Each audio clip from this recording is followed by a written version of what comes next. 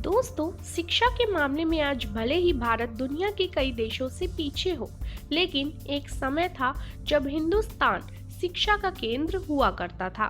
भारत में ही दुनिया का पहला विश्वविद्यालय खुला था, जिसे नालंदा विश्वविद्यालय के नाम से जाना जाता है। प्राचीन नालंदा विश्वविद्यालय की स्थापना गुप्त काल के दौरान 5वीं सदी में ही हुई थी, लेकिन सन 1193 में आक्रमण के बाद इसे पूरी तरह से नष्ट कर दिया गया था। तो दोस्तों, आज हम अपने वीडियो में बात करने जा रहे हैं नालंदा विश्वविद्यालय के बारे में। तो हमारी वीडियो को आखिरी तक जरूर देखिएगा।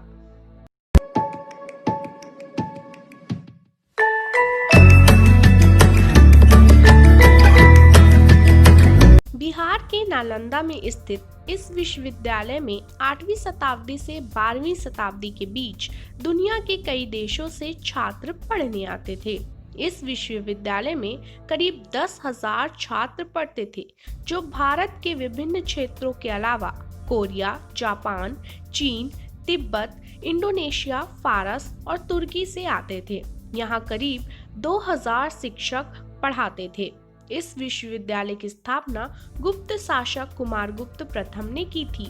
इस विश्वविद्यालय को 9वीं शताब्दी से 12वीं शताब्दी तक अंतर्राष्ट्रीय ख्याति प्राप्त थी, लेकिन अब यह एक खंडहर बनकर रह चुका है, जहां दुनिया भर से लोग घूमने के लिए आते हैं।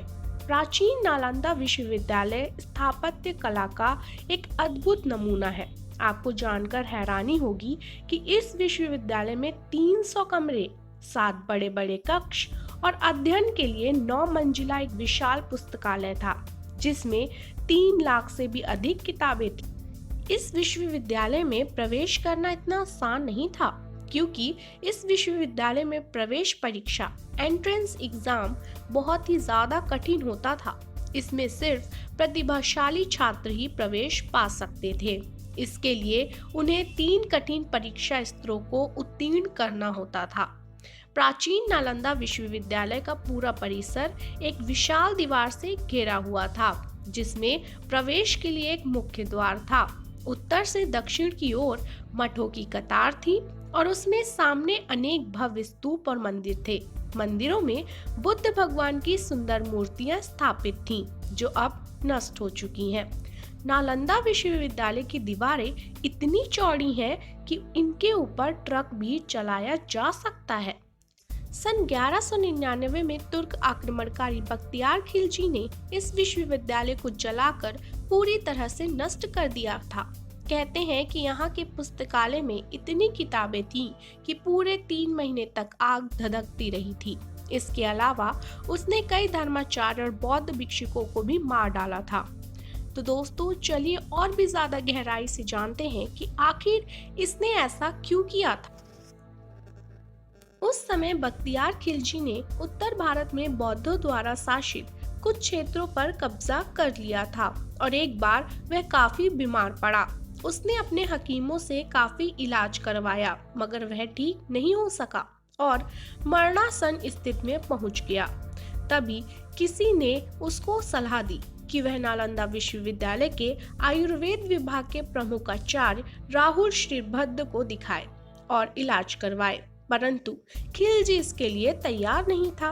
उससे अपने हकीमों पर ज्यादा भरोसा था। वह यह मानने को तैयार नहीं था कि भारतीय वैद्य उसके हकीमों से ज्यादा ज्ञान रखते हैं या ज्यादा काबिल हो सकते हैं। लेकिन अपनी जान बचाने के लिए उसको नालंदा विश्वविद्यालय के आयुर्वेद विभाग के प्रमुख आचार्य राहुल श्रीभद्र को बुलवाना पड़ा। फिर बख्तियार खिलजी ने वैद्यराज के सामने एक अजीब सी शर्त रखी और कहा कि मैं उनके द्वारा दी गई किसी भी प्रकार की दवा नहीं खाऊंगा, बिना दवा के वो उसको ठीक करें। वैद्यराज ने सोचकर उसकी शर्त मान ली और कुछ दिनों के बाद वो खिलजी के पास एक कुरान लेकर पहुंचे और कहा कि इस कुरान की पृष्ठ संख्या इतने से इतने तक पढ़ लीजिए तो आप ठीक हो जाएंगे। बख्तियार खिलजी ने वैद्यराज के बताए अनुसार कुरान को पढ़ा और ठीक हो गया था। ऐसा कहा जाता है कि राहुल श्रीभद्र ने कुरान के कुछ पन्नों पर एक दवा का लेप लगा दिया था। वह थूक के साथ उन पन्नों को पढ़ता गया और ठीक होता चला गया। खिलजी इस तथ्य से परेशान रहने लगा कि एक भारतीय विद्वान और शिक्षक को उनके हकीमों से ज्यादा ज्ञान था।